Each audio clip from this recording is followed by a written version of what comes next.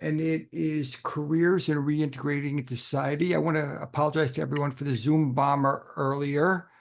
Um, we did talk about when we were planning this conference, we did talk about how we were going to handle it if we had a Zoom bomber.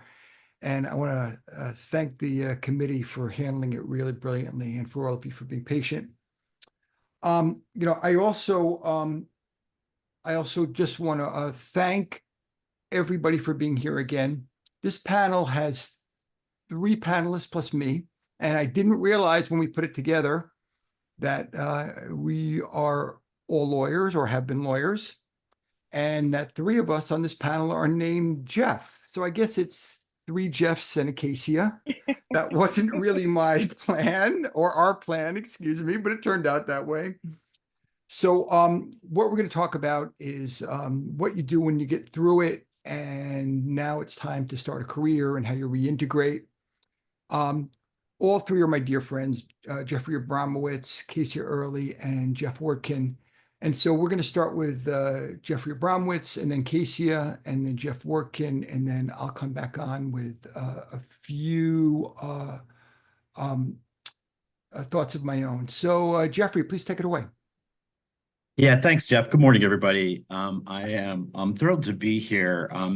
I've been with this organization for gosh, how many years? And since it almost started, and I've gotten so much out of it. I really want to talk to you about the journey. I was a lawyer for 20 years in Philadelphia and in New Jersey, and had some challenges, made some bad choices in life, which handed me a federal indictment. I spent 5 years in a federal prison. I came home 9.5 years ago and lived in a homeless shelter for about 1.5 years as I began to think about what I wanted to do. And I really don't want to talk about my past. I want to talk about what happened the day that I walked out those doors, because I think my return actually started behind the walls when I started teaching GED math and realizing that my skill set in the courtroom as a trial lawyer really was a direction that I wanted to go on. I felt I was good at being able to talk to people and to help people learn, whether it was my case that I was pleading or whatever it was. When I returned home and living in the halfway shelter and then in a homeless shelter, I really wasn't sure what to do, but I knew I needed to take baby steps because I didn't want to practice law anymore. It was a very intentional decision on my part. I needed to find what I was passionate about. And it was my first job teaching GED math in the heart of North Philadelphia when I realized this was what I wanted to do. I wanted to help people get smarter around the country. So I quickly moved up from a GED teaching math position at $7 an hour to become a director at an adult literacy agency, and then transitioned and started doing reentry programming, helping people coming home.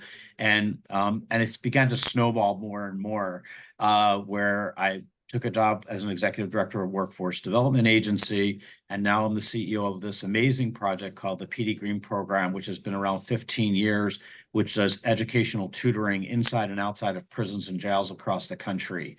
And I will tell you that, as somebody else said this morning, I could not have imagined being happier in the work that I do. And I think that's the key message that I'd like to relay to all of you is find what you're passionate about, find what gets you up in the morning and what drives you through the day so that you want to get to that next day as fast as you can, because it just keeps you moving. The career pathway I took, I'm now a CEO. I'm also a subject matter expert for the U.S. Department of Education and oversee their correctional and reentry education portfolio. But there's some other things that kind of also walk in my message today, which is we need to be our own advocates. We need to stand up for ourselves when we look for a career pathway and understand that it may not be practical for us to go back and do everything that we did before, but maybe some of the skill sets that we had in our professions before are useful and something that will drive us to that next place where we want to go, or what I call our second mountain. And then the third piece of advice I want to give everyone is to tell your story. We often think that, people are going to be hesitant or reluctant to accept us, to give us that forgiveness, to walk into a career. But the truth is that in our society today, there are more jobs out there than there are people to fill them. And they're looking for talent and skill. I've been in conferences. I speak all across the country. I was in Denver yesterday and met with JP Morgan Chase. And even in the banking industry now, they're starting to open the door up to recognize that just because people made some choices that found them in a prison doesn't necessarily mean that they don't have talent that they can be used in, even in the banking industry. So I would encourage you to really find that lane that you feel comfortable in, and that passion that is in your belly, and just go for it. Because I want everybody to be as happy as I am in the work that I do, and recognize that it is hard work and it's challenging, but it is also worth it. I also want to give a shout out to Jeff Grant, and to all my friends on this call. I know Father Joe I just heard from. I'm here today in San Diego at a conference speaking, and I was with one of our other, one of the founding members, I think, Steve Bonenberger. We met yesterday, and we both had the same thing, just gratefulness for having this organization available to us so that I can pick up the phone and ask some questions. So the last, I guess the fifth piece or fourth piece is that you have a family here. If you're struggling and you want to just get some advice, or you're not sure how to address a specific issue on a career pathway, please reach out to Jeff, reach out to me. I'll put my information in the contact box or chat box. So thanks, everybody. Thanks, Jeff. Thank you, Jeffrey. Just for everyone knows, Jeffrey and a bunch of us others, we've known each other for 10 years. We've been through so many things together, and not just the meetings on Monday nights. We've met, we've cried on each other's shoulders, we've shared our successes, our failures. The next one to share their story is Kaysia Earley. So Casey, it's yours. Thank you. And I just want to thank you, Jeff, Brent, and everyone here in attendance. I was glad that I've been on since this morning, because I was moved to tears to hear some of the stories. But what really touched my heart is that we are so resilient. So over 20 years ago, I was in college. I had 3 jobs. One of my part-time jobs, I worked in a shoe store.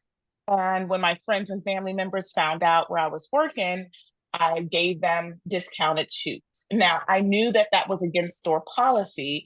And the worst thing that could happen to me in my head was I get fired, fine, I get another job. I already had 2 others. However, not only did I get fired, I got arrested for felony embezzlement. Now, mind you, this is during my senior year of college. I'm a first generation college student. And prior to my sentencing, because I had a public defender, they told me there's nothing to worry about. When we go before sentencing, you're going to get probation and you can go on with your life. And I had agreed to that because I wanted to admit to my wrongdoings and graduate with my bachelor's of associates, with bachelor's of arts rather, in political science, and just move on.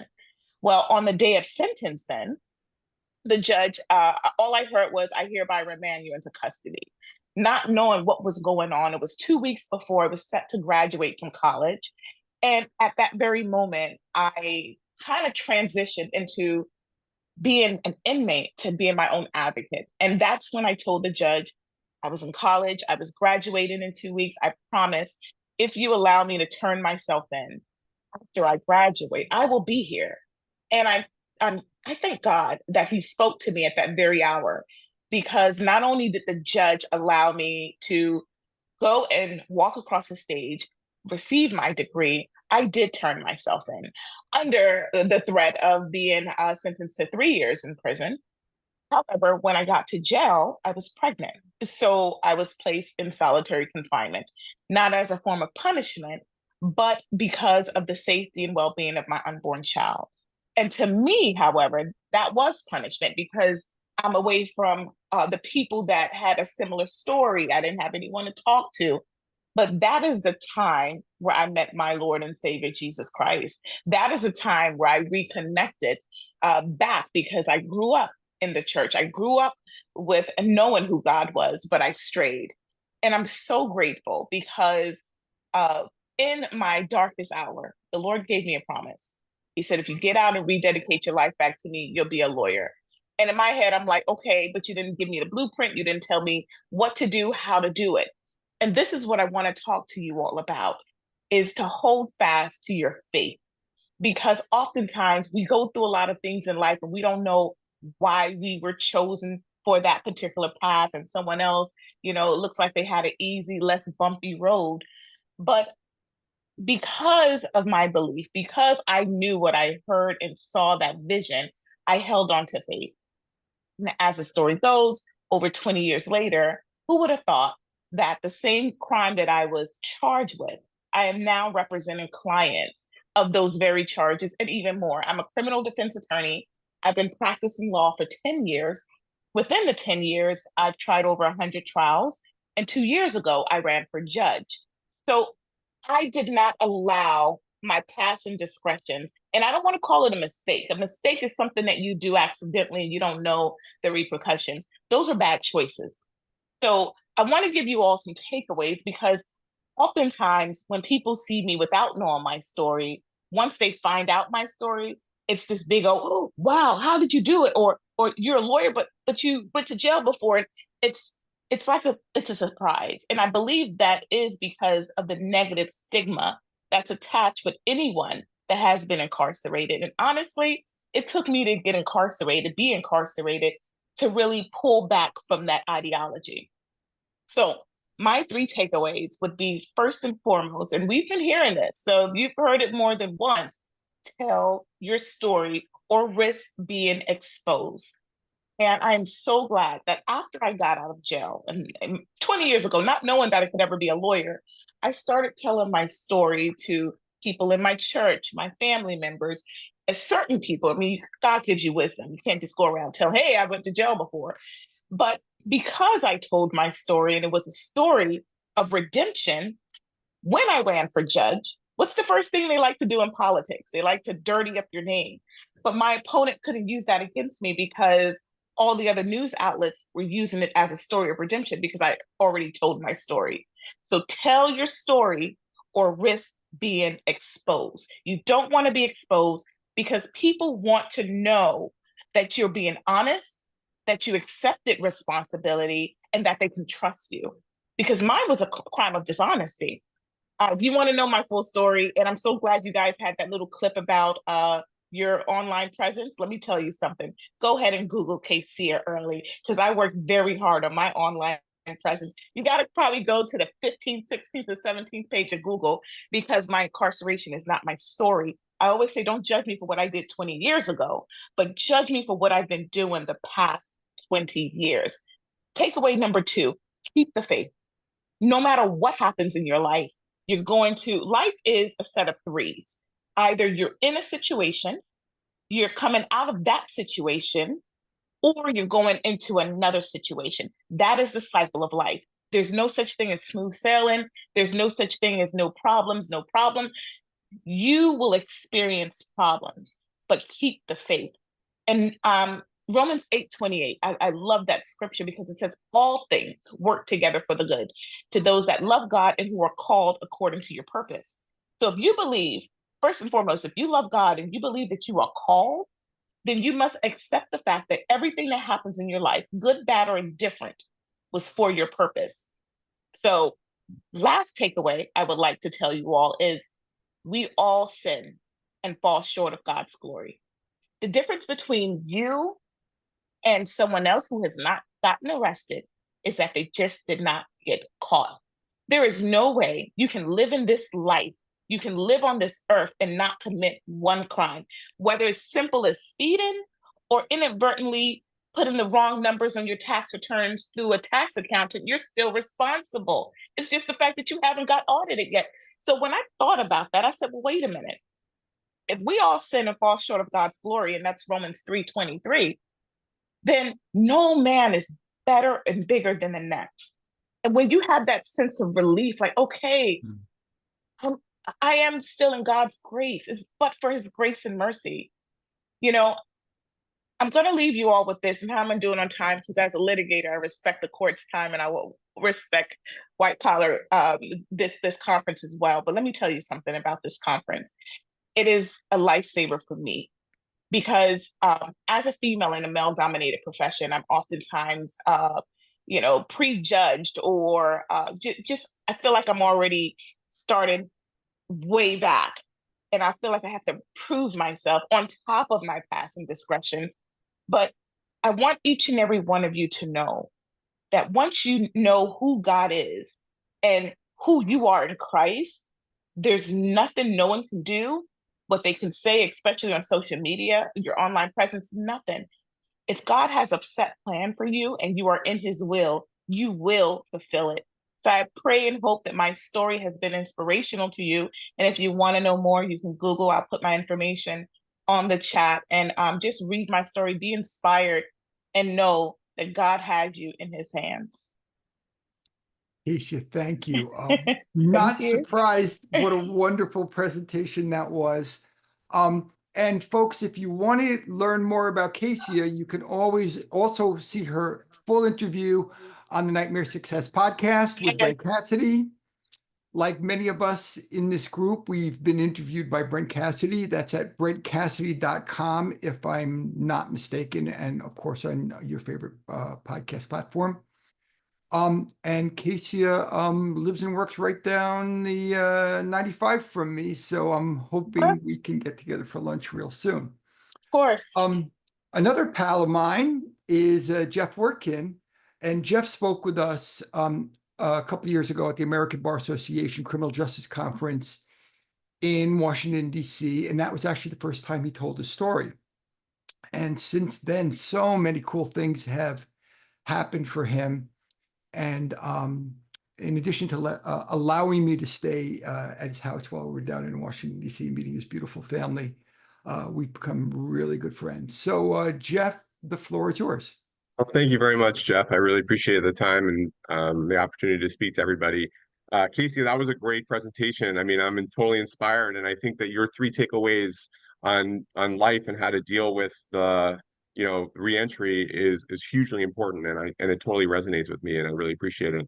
I also have 3 takeaways. I'm going to focus a little bit more on employment, right? On the side of like, what are the challenges that we're going to face, and how are we going to get our lives back on track? So first kind of takeaway I have is that reestablishing yourself is not a straight line. The second one is counsel, have patience and don't be deterred. And the third one is find and develop community. So those are all nice platitudes and proverbs and cliches, but I want to really put a little bit of meat on the bone, right? So number one, reestablishing yourself is not a straight line. So a lot of us are professionals, and we got to where we are following a straight path, right? This is the white collar conference. So, maybe you were a lawyer and you're like, okay, I'm going to go to law school, and then I'm going to take the bar, and then I'm going to get my first job, and I'm going to move up, right? Or maybe I want in finance, and I'm going to take the Series 7, and then I'm going to get an associate job. There's a pathway. There's a ladder. But when you have a felony, reentry is not a ladder that you can climb rung by rung. You could be doing a great job, and the promotions are coming, but then the next promotion is off limits to you, not because of anything that you did. Maybe it's because of one person and they just have a real problem with someone with your background, or maybe because of a corporate policy that you have no control over. I'll tell my story. When I got back, I was in, I had 7 months of halfway house, which is a lot of halfway house. And one of the things about the halfway house in Washington, D.C. is you can't have any privileges unless you have a job. So you can't go home on the weekends. You can't do anything pretty much unless you have a job. So I'm day one.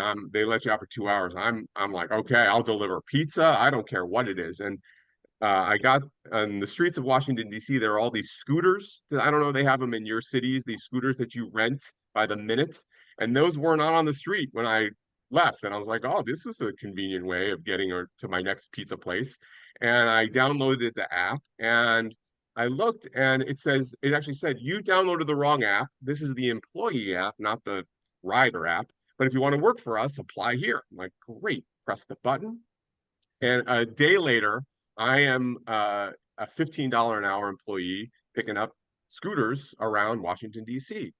And I did that for about 2 weeks, and the manager came up to me. He's like, you're the only one that doesn't show up to work high. Would you like to be the manager? I was like, sure, no problem. I'll be the manager.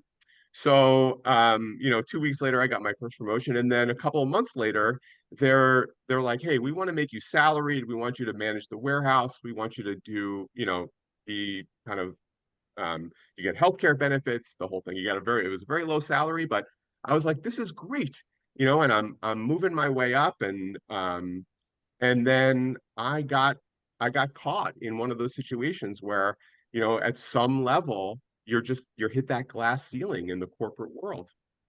And but I had proven myself, I had gotten some trust, I had some steady work. And at that point, I was like, all right, you know what? I was a lawyer, and I want to transition back into that.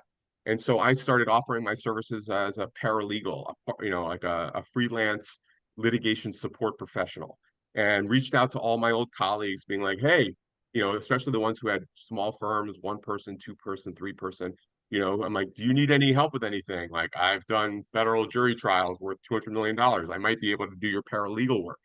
And I did it while I was working my other job, so I had that stability. I had that, I didn't have that need to, I didn't have to, I could just take on a new thing. So I did both for a while, and then eventually just transitioned full time into the Diligence Group, which was my own LLC, where I did freelance litigation support work for lawyers around the country. So, for those of you who are on the call earlier, what I found interesting about David Israel's talk is that he didn't walk a straight line even before his incarceration. Right? We heard about his maintenance company, and we heard about his pawn shops and his nightclubs. And I feel like that might be one reason why he was so successful post incarceration. It's because it's not a straight line. And Portia said she's a hustler. Yeah, being a hustler and being able to not walk a straight line and be able to adapt and move, that's critical. That's critical. So that's my encouragement. It's not always a straight line. The second takeaway is have patience and don't be deterred.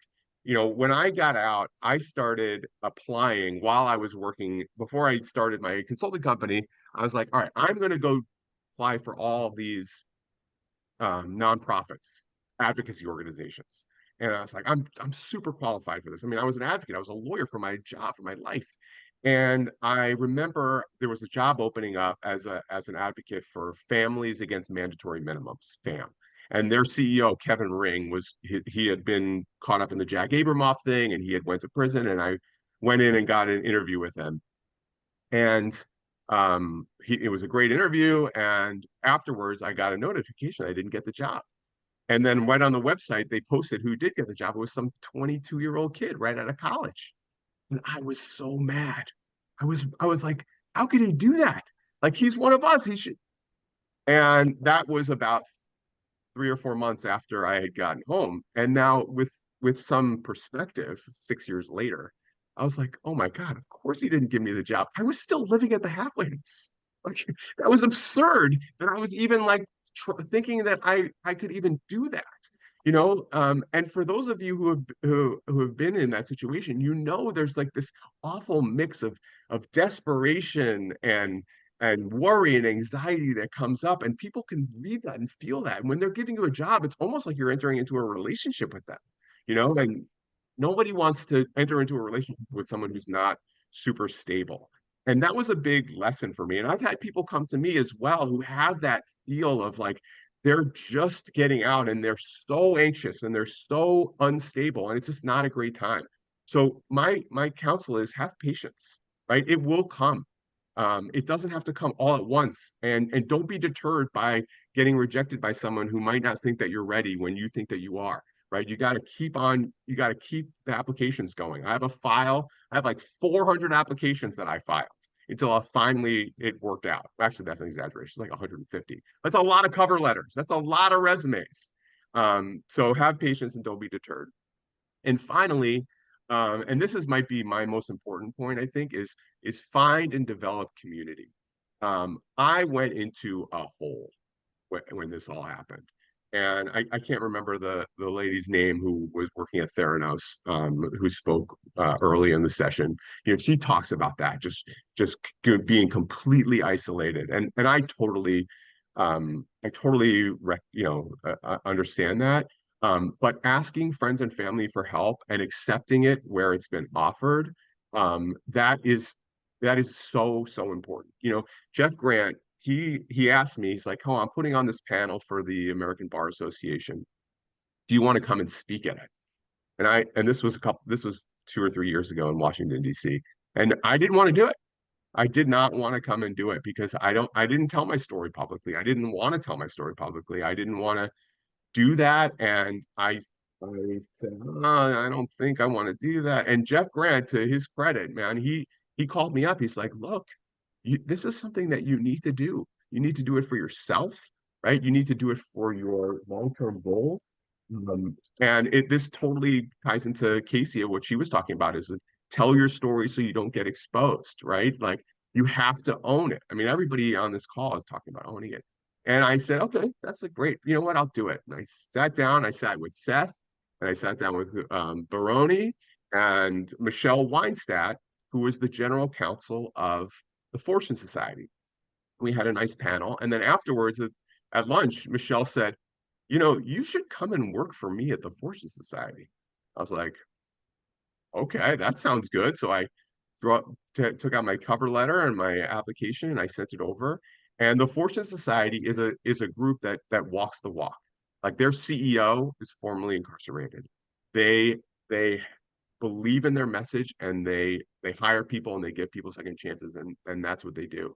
And she hired me and I'm now the senior director of compliance at the Fortune Society, where we have an $80 million budget and our mission is to help formerly incarcerated people get back on their feet with employment services, education services, housing, you name it, mental health. We do wraparound holistic services. And it's really only because I found the community, well, first joined this amazing group that you all are part of, and then, you know, trusted the group to tell my story. And, you know, that's how you meet people, by finding and developing community. And that's how you overcome some of the biggest employment obstacles that we all face. So those are my three big takeaways. I hope that you've enjoyed it. You know, it's not a straight path for certain. And, you know, my path is not over either. So I really look forward to continuing to work in this group and meet more of you. Thank you, Jeff. And thank you all for three really inspiring talks. I'm going to start right off with my takeaways. One, no matter what you think is going to happen, it will be different. And that's not just true for me. I've been doing this for a bunch of time. I've met a lot of people and nobody has a crystal ball as to how things are going to turn out. And especially me. I'll get back to that in a minute. The second is, and this may seem very simple or academic, but it's a lesson I had to learn in life, is live within your means. You know, I lived a life where I always thought that next year was going to be better than the year I'm having. And so I spent next year's money in the current year. And that created pressure for me, business pressure, family pressure. And it didn't allow me to live in the moment. And it made me make a lot of decisions I would have made, a lot of poor decisions and decisions that I wish I hadn't made. And the third is about accountability and checks and balances. And not just because my wife's on in the audience today, but you know, who you marry or who your partner is the most important decision of your life. And I learned that, you know, because well, Lynn's here, so a lot of you know Lynn, so you probably know the reason why already. So I'm just going to go back to you know, the fact that you know, most of you probably know my story, but you know, I was a lawyer in New York City, and I was a Jewish lawyer in New York City, and all the stuff started to unravel, and there was no way after I hit my rock bottom and I had my overdose, and then I got arrested. There was no way I could have predicted that I was going to move from being a Jewish lawyer in New York City to a Catholic priest. Don't ask me how that happened. I have no idea. But I'm sure Father Joe had something to do with it. But that obviously was not, that decision did not happen the next morning, right? It was a serpentine path of a lot of different things that played out one at a time. And, you know, this is a careers panel. So I'm telling you that when I got home from prison, I had to kind of take little baby steps, right? First, I volunteered at the rehab where I got sober, and then I volunteered in halfway houses and in diversion centers where they sent people from the inner city who had drug and alcohol problems. And if they got through the eight months of that program, they'd go back to the court, and maybe the judge wouldn't sentence them to prison. A lot of them were successful and a lot of them weren't. And then I got asked to be on the board of directors of a criminal justice nonprofit. And I just found my calling in service. And I didn't really know what that meant. But that led me to put in an application to Union Theological Seminary, and which they accepted. And for the next 3 years, I went full time to seminary, and I got my master's of divinity, and then started working in the churches, and then founded with my wife, founded a ministry to support people who had been prosecuted for white collar crimes and their families. There's no way that I would have expected that path to be my path to be anywhere like that. But that wound up leading to all kinds of cool opportunities. And, you know, each decision I made along the way, you know, what I tried to be was strategic, even as I was trying to follow my own North Star. And I did not have a plan to get my law license back. I didn't know if I could. It wasn't something I really considered. But somewhere along the line, while I was in my criminal justice advocacy and ministry work, and then working at Family Reentry, which is a criminal justice nonprofit in Connecticut, I thought, you know, I'm being helpful to people clearly, and I'm being helped by people who have been prosecuted for white collar crimes. But what they really need, what we all need, was a lawyer to trust, because we've all have harrowing stories with our own lawyers, and in some cases, our own lawyers are more difficult for us than the prosecution. And so I decided what I would do is I would apply for reinstatement to the bar. That was not a decision that I took lightly, and it was all kinds of anxiety wrapped around it. And it was a 3-year process just to put in the application and then go through the hearing and everything else. And then I found out that I was going to get approved by the character committee, but then it was going to still take 6 months or more for it to go through the court system, and then the court would determine whether or not I was going to get my law license back.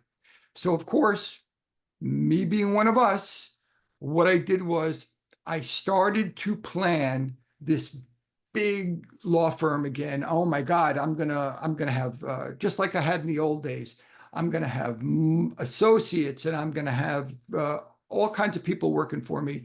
And in my mind, I was gonna have 20, 25 people working for me like I did in the old days. And I started getting wrapped up into this. And thank God for Lynn. She pulled me aside and she said, "Are you nuts? That almost kills you. So if you're actually going to become a lawyer again, you got to do it a different way.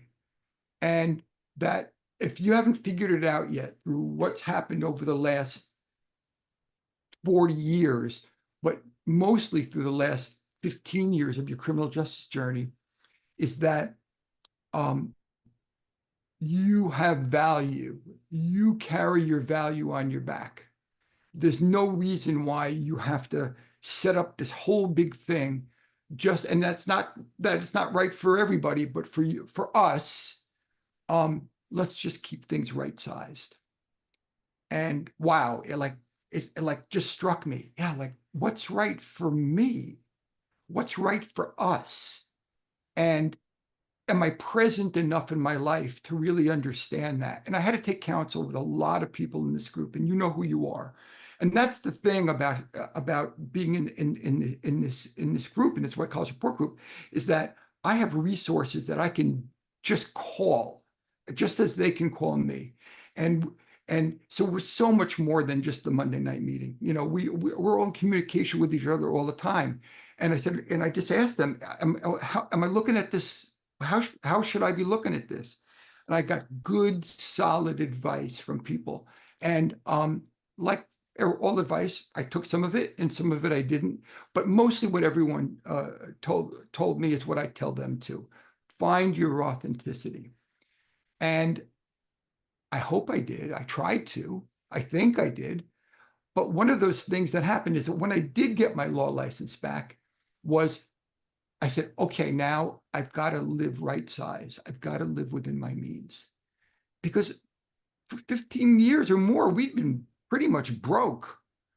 And now all of a sudden, you know, I could charge again for my worth and get the self-esteem that would come back from that. But the thing is that I never wanted to be one of those lawyers who was going to take advantage of anybody. And we all know that that happens, not just from lawyers, but certainly other service providers in our sector. And what I wanted to do is I want to help people through it and actually have a law firm and a law practice that was going to be an extension of the ministry. And I think it's worked. I mean, I know I've made a lot of friends, a lot of colleagues. I can tell you that doing this work, I don't make nearly as much money as I did in the old days. That's probably a blessing. But my reach, my sphere of influence probably is 100 times larger. And that's because I'm not kind of playing it for money anymore. You know, instead, what I'm doing is my career and my mission and the reason I get out of bed in the morning have merged, you know, and that goodness, or what I can hope is goodness, is what allowed the bar examiners to see that I should get my law license back. And also it just permeates. So I can pick up the phone and try to institute change. Now, look, I can't help everybody get a job. I can't help everybody. But when someone comes to me and they have an issue and they do want a job and it kind of works out, wow, I actually have, you know, I've made enough of a comeback that I can pick up the phone and say to a potential employer, hey, look, this is somebody I trust. And hopefully that helps. Well, that's my story. I just want to make sure I'm passing it off to Bill and Craig. I just want to thank everyone for being here. I feel so blessed that we've been able to do this conference this morning. And I want to thank all the panelists and all the participants. You've really been wonderful.